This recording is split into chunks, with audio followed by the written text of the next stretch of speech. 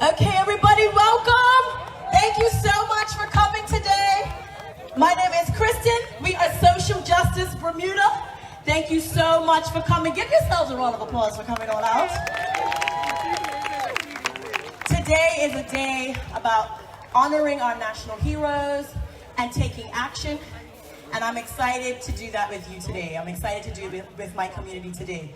And so first up is Wanee Crockwell. She's a member of Social Justice Bermuda, and she is going to give the official welcome. So give her a round of applause.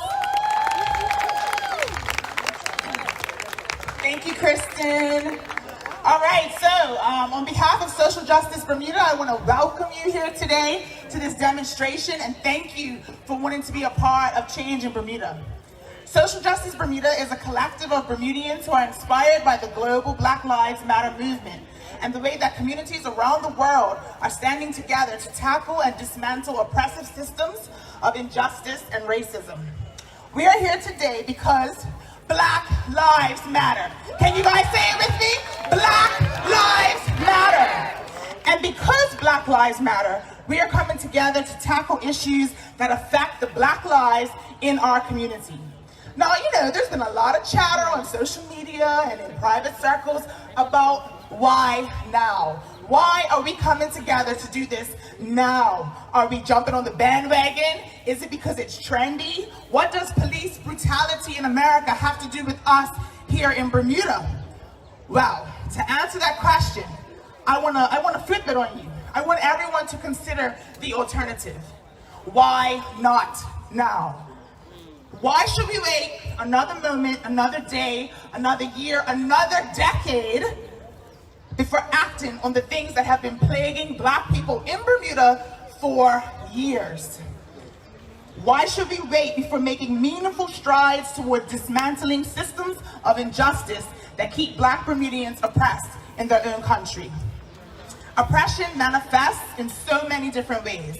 And when we as a community decide to come together to tackle the root, which is white supremacy and systemic racism, we simultaneously tackle all our social ills. So whatever issue is close to your heart, and that could be education, criminal justice, healthcare, access to food, the cost of living, gang violence, unemployment, whatever issue is close to your heart, you are in the right place today with the right intention, because when we tackle the root, we fix everything. Okay? So when we tackle the root, we fix everything. So the next time somebody says, well, what about this? And what about that? You tell them that's why we are fighting. That's why we are here. Because all of our social ills go back to oppression. So today, we are going to focus on two issues that directly impact the Black community in the areas of criminal justice: domestic violence and abuse against Black women, as well as cannabis reform. You may or may not know that the government is proposing the Cannabis Reform Act and has asked the community for consultation. That consultation process ends on July 1st, in a couple weeks. And we want to ensure that our voices are heard, our concerns are recognized, and that we end up with a bill that will empower Black people who have been disadvantaged or affected by punitive marijuana laws. We are also outraged at the disappearance of Chevelle. And we are outraged by the historic lack of concern for the lives and safety of Black women in this country and around the world. So, we are coming together to stand for those women who have been abused, who have been neglected, whose safety has not been a primary concern. And you know, this is one of Bermuda's best kept, or maybe worst kept secrets. It happens, and we have to take a stand. We have to take a stand today. Issues of domestic and sexual abuse against Black women are, I just said this, but are one of the country's best kept secrets. So today we're saying that it is not okay, and we will no longer accept this. We want justice for Chevelle, and we also want access to resources that protect us, both practically and legislatively. So, today we are going to say her name. Are we going to say her name? What is her name? And what do we want for Chevelle? Thank you. We are going to encourage everyone to sign up for at least one area of reform. We want you to get involved. This is not a us project. When I say us, this is not Social Justice Bermuda. This is our project, and we need you. We need your input. We need your time. We need your talents. So we're encouraging everyone here to sign up for at least one focus area. The areas that we are focusing on right now are criminal justice, education reform, healthcare and food, and economic equity. All of these areas need reform. So please go back, sign up. You can go online on our website and sign up, and you will receive updates about our short, medium, and long-term projects. So we're here today. We're gonna march today because Black lives matter. They matter all over the world, but we are focusing on making sure that Black lives matter here at home. So now to officially, I guess, now to officially open up our event, I'd like to invite Mlawimu Melody. I knew I was gonna do this. I'm gonna let her introduce herself because her name is too important for me to mess up. So, I'm gonna wipe this off.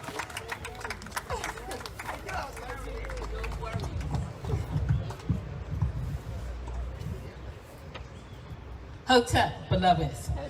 My name is Mwalimu Melody Mishere Van Putten. I am the founder of Ashe Programs. And as you all know, education reform is another important aspect of justice and changing hearts and minds. Some things cannot be legislated. Some things must be taught. So in the spirit of that, on change.org is a petition about teaching global Black history in Bermuda. Please go to it and sign and share. And of course, Sister Kristen is going to have that link and share it with those of you who sign up. But it is change.org. Global Black history must be taught in Bermuda. So you may go there and sign. I have been tasked with doing libation. For those who don't know, libation is one of our oldest, most sacred cultural rituals. It is a way to honor our ancestors and those who paved the path for us to be here. Everybody has ancestors. We have ancestors from our families. We have ancestors in history. We have cultural and country ancestors. Our connection to our ancestors is through our breath. So take a deep breath, people, because we can breathe. We can breathe. So take another deep breath. There are several ways to do libation. Traditionally, water or spirits are poured onto the earth. In Nigeria, the elders break kola nuts. And what we will do is to breathe deeply.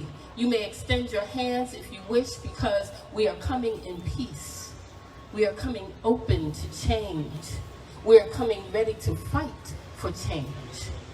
So with that, Creator of all the universe, the African Supreme, may Denkanesh manifest her life-giving power in us. Mother of all, may she live as we breathe. Ashe. Ashe. Imhotep, multi-genius extraordinaire, may his brilliance inspire and inform us.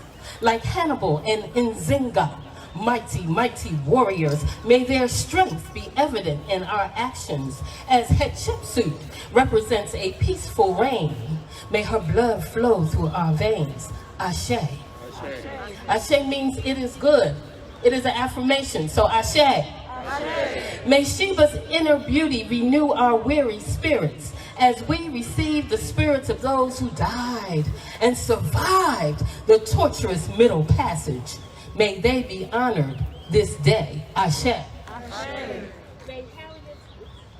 May Harriet's steadfastness be our goal, ever returning the truth as spoken by Sojourner Truth, Frederick Douglass, David Walker and Nat Turner, W.E.B. Du Bois and Carter G. Woodson, Ira Phillip and Eva Hudson. Ashe.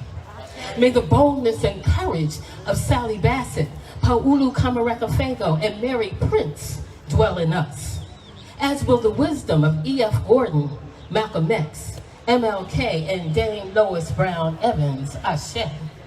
Let us be as humble as Barbara Ball, but as defiant as Fannie Lou Hamer and Georgine Hill, Ashe. Let us sing the praises of our African ancestors, just like Mahalia Jackson and Paul Robeson, but be as sassy as the Duke, the Count, Ella, and Sarah, Tupac, and Biggie, Ashe. As we walk the old world, fashioning it anew, may the wise, unfailing, forthright righteousness of our mothers' mothers and the visions of our fathers' fathers take pride and glory in our every African steps. May we hear, Lord, African rhythms. Let us live it, perpetuate it, and extend it in the minds, hearts, and spirits of a wounded people, Ashe. We are seeking Nia, purpose, looking for Umoja, unity. As we approach this decade's healing power, we're walking Kuji Chakalia, self-determination, walking Kuji Chakalia, practicing Ujima, collective work and responsibility, Ujima, cooperative economics, and Imani, faith, combined with Kaumba, creativity. May the ancestors, in their Africanness, be pleased. Ashe, Ashe, Ashe. We can feel your spirits. They're inside of us. We can feel your spirits. They're all around us. We can feel your spirits. They inspire us. Your spirits live on. As long as we live, as long as we fight, as long as we live and breathe. Ashe.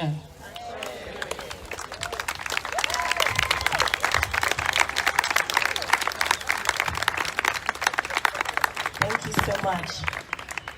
Before we get started with honoring our national heroes, as Wande mentioned, today is about saying her name. It's about remembering that we still are seeking justice for Chevelle. And so we've invited Safe Space Bermuda. They are our partner charity today. And they are gonna say a bit about the fundraiser, and we're going to ask you to open your purse. Thank you. Good afternoon, everybody. My name is Antonio Belvedere. I am one of the founders of Safe Space Bermuda. We just formed it about 2 weeks ago. And it was actually driven and fueled by Chevelle and all the other Chevelles in our country. I feel like domestic abuse is definitely a big topic that we don't talk about in Bermuda. And it's time to have that conversation and keep that conversation flowing because of the fact that there are a lot of other Chevelles in the country, in the world, but we're definitely focusing on Bermuda. So today we want to raise funds to build up the reward purse for information for Chevelle. We want to bring closure, we want to bring peace, and we want to bring justice, not only to her family, but to the country as a whole. Her name, actually let's say her name. Say her name. She matters. Every woman that deals with domestic abuse matters. So we need to bring closure and peace to the country. Her mother's here today. So, you know, she's just a part of the team and the committee right here behind me. This is all a part of the committee. We have about 10 committee members. And you're gonna be seeing a lot of things that we're gonna be doing in the community to bring awareness and to bring justice and peace to this matter as well, but also to other domestic abuse victims. So we have a little bottle here and we'll be asking for donations, so I'll just leave it up the front here and you guys can, yeah, we'll carry it with us as well, but I'll have it up here for a few minutes until we get moving. But I just want to say thank you to everybody for coming out, and I want to say thank you, you know, to Kristen as well for leading this. This is a conversation that needs to be had, and I hope that this conversation doesn't get muted. And you know, at the end of the day, We are the voice. We are the change. Not politicians. We are the voice. We are the change. We hire, we fire. So we need to remember that. Thank you very much. Thank you, yes. And so, as we said, today is about also honoring our national heroes. Monday will be National Heroes Day. And so throughout the procession today, we're going to be stopping at some key sites and telling some important stories. But we want to start here with honoring a few of our national heroes. And I would like to invite Makai Dickerson up from Social Justice Bermuda to do that.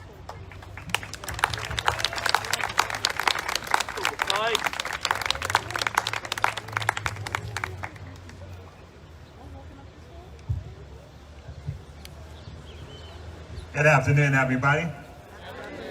Thank you for coming out. You guys are beautiful. Look like you're ready to stand for a cause. So what I'm gonna do right now is highlight some of our national heroes that have played a significant part of where we are today. The battle must continue. It hasn't ended.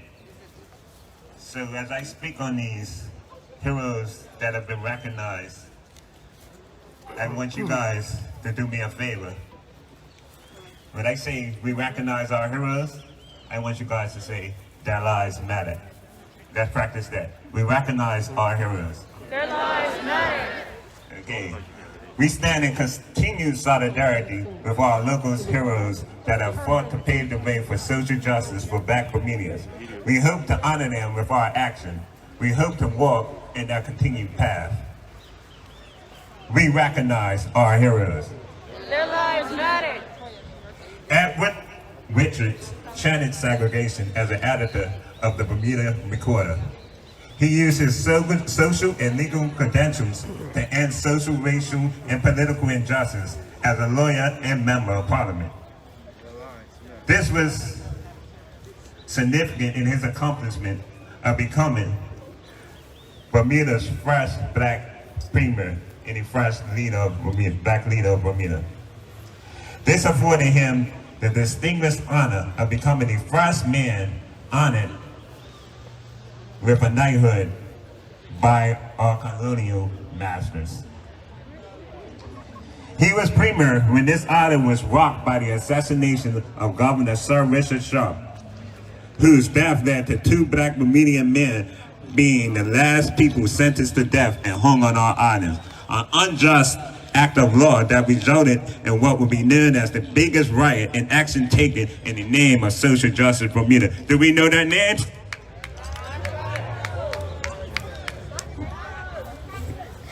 Buck Burroughs, Larry Tackman. Let's say their name. We recognize our heroes. Born into slavery in 1788, Mary Prince endured harsh treatment and abuse in Bermuda, Tux Island, and Antigua. She fled from her master in London in 1828. Her groundbreaking autobiography, The History of Mary Prince, was published in London in 1831, which was the first account of the life of a Black woman to be published in the United Kingdom, and is the only first-hand account of slavery by a Bermudian. This is what caught worldwide attention. Her writing was used to enforce worldwide change as real awareness into the hardships faced by Black enslaved people. Her work is regarded internationally as unsung hero of the abomination movement. We recognize our heroes.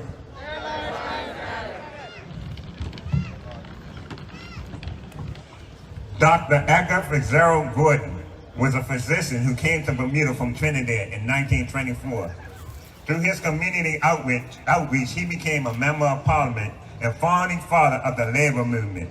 His foundation of what would soon become the Labor Party in Bermuda.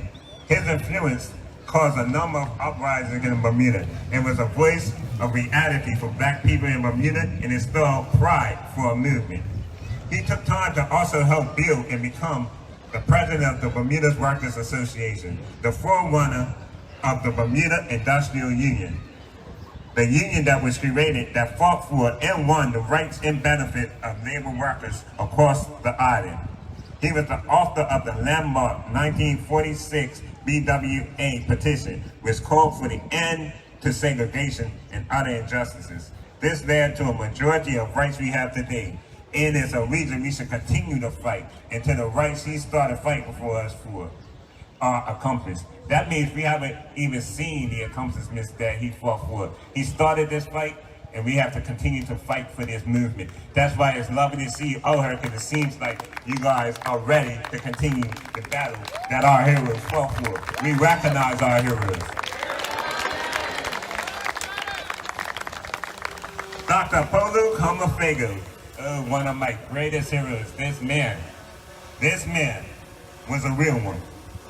Born as Roosevelt Brown in 1932, he was a civil rights leader and political activist. This man was not to be messed with. He fought for what was needed to be done for Black Bermudians and Black people across the world.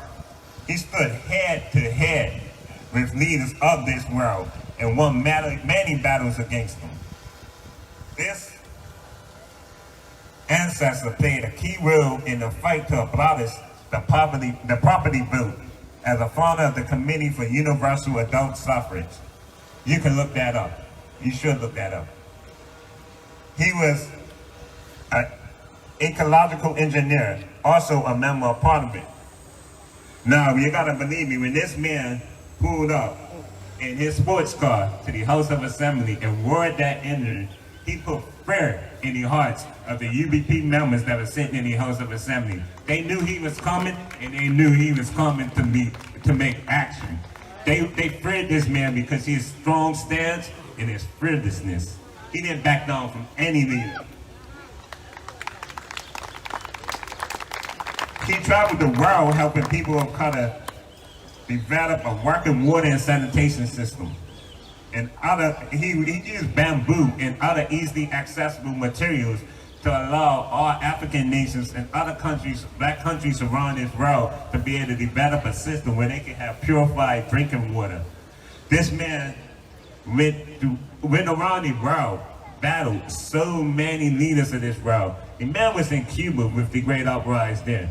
The man did not just rest in Bermuda. He knew he had something to do, and he knew he had to do it for all of us worldwide.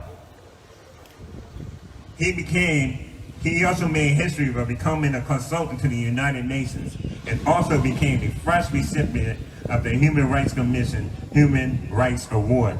We recognize our heroes.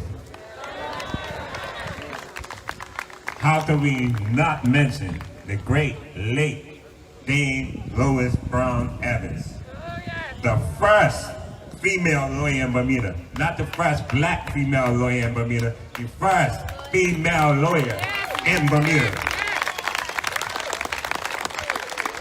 First Black woman elected to Parliament. First female opposition leader in Bermuda and in the Commonwealth, not just in Bermuda, around the whole Commonwealth, the first elected opposition leader. The co-author of Bermuda's modern constitution, first female member of Devonshire Recreation Club, a club her daughter leads for today. The first PLP Minister of Legislative Affairs, named Bermuda's very first national hero. The first recognized as our hero, and rightfully so. One of our last true fighters for true equality on this island. And what's miraculous about her and Dr. Roosevelt Brown is that they lived in our time. But I'm not talking about heroes that lived 50, 60, 80 years ago. I'm talking about fighters and pioneers of justice that lived here with us today, that we had the opportunity to meet, to speak to gain wisdom from. We have a lot of work to do. We have to stop playing pretend and stop acting like it's going to make we gotta stop playing pretend. It's gonna make a lot of people uncomfortable. We have a lot of moves to make, and people are comfortable with life as it is now. They don't like to upset. They don't like to upset people, or they don't like to steady pot, so to speak.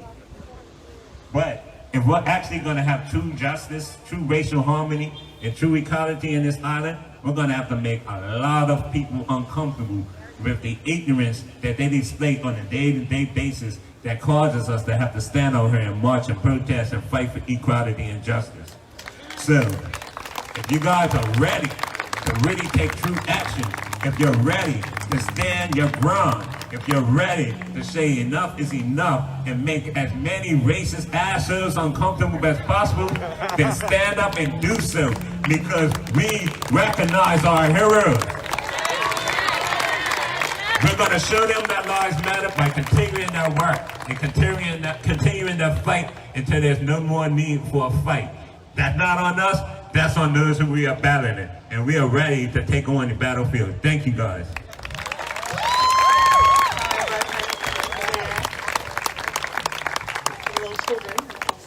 Okay, feeling that passion.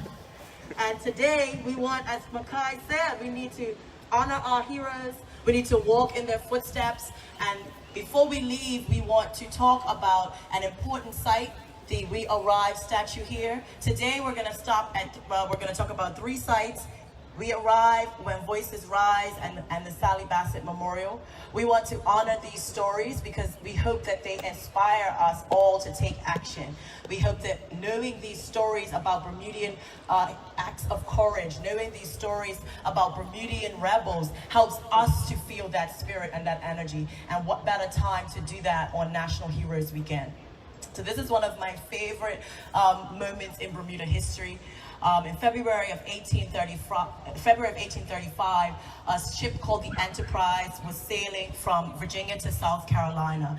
And on the 11th, it got caught up in a storm and ends up in Bermuda's waters. So it gets pushed way out to sea, ends up in Bermuda's waters. And the Bermuda Customs ship goes out to investigate this ship. The captain gives them a fraudulent manifest. It doesn't have any enslaved people listed, but there are 78 enslaved women, men, and children on board. 78. Slavery, of course, was abolished in Bermuda 7 months prior. So the ship is detained. This ship is illegal because of the enslaved people on board. So the Royal Navy comes out under gun and prevents them from leaving, even as the captain basically tries to flee with his cargo. And the guns prevent him from leaving. A man named Richard Tucker, who was the founder of the Hamilton Friendly Society that had been set up in 1832 as a cornerstone for the black community. This man, he had no legal training, and as we said, the island was only 7 months out of slavery, but he knew to file a writ of habeas corpus, bring the man to us, a writ at the Supreme Court, which meant that this captain was forced to deliver the 78 enslaved people to the court. So on February 18th is when the court case took place, and the enslaved people were delivered right here. This is where they took their first steps towards freedom, right here at Bars Bay Park. Yes.